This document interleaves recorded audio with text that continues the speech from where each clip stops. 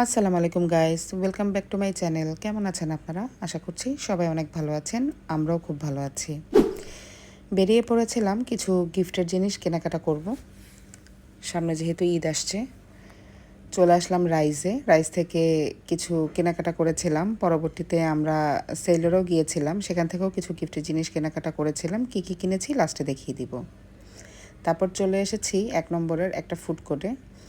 এখানে সাধারণত খুব বেশি ক্রাউড থাকে, তেমন একটা গেলে বসার জায়গা পাওয়া যায় না। তাই এখানে আমরা খুব একটা যাই না। আর এখানে আমাদের খাবার যে খুব একটা পছন্দ তাও না, বাট বাচ্চারা ওয়াফেল খেতে চাইলে এই জায়গাটায় আমরা মাঝে মধ্যে যাই। আজকে বাচ্চাদের ইচ্ছে ছিল বাচ্চারা ওয়াফেল খাবে, আর আমরা ভাবছিলাম এই দোকান থেকে কিছু কাবাব অর্ডার করে দিব।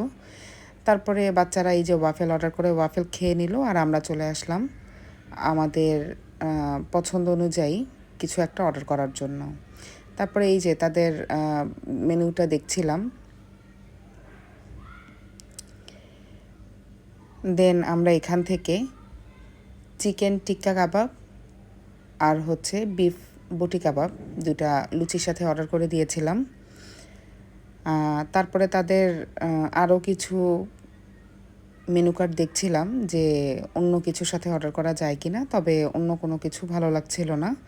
পরবর্তীতে আমরা আর কোনো কিছু অর্ডার করিনি। এখানে আসলে খাবার দাবার আমাদের যে খুব একটা পছন্দ বা আমরা যে খুব যাই ব্যাপারটা তা না। তবে আজকে খেয়ে আসলেই খুব বেশি ডিসঅ্যাপয়েন্টেড হয়েছি। একদমই ভালো লাগেনি ওদের খাবার।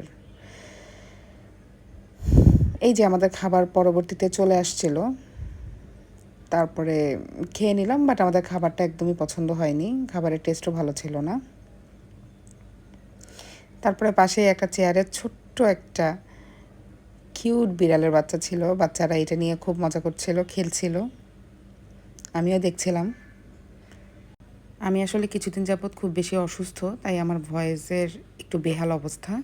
প্লিজ সবাই আমার ভয়েসটা ইগনোর করবেন। আজকে ছোট্ট ব্লগটি আপনাদের সাথে শেয়ার করলাম। যদি ভালো লেগে থাকে আমাকে সাপোর্ট করবেন, আমার পাশে থাকবেন, আমার ইউটিউব চ্যানেলটি সাবস্ক্রাইব করে দিবেন, আমার পেজটি ফলো করে দিবেন। আল্লাহ হাফেজ।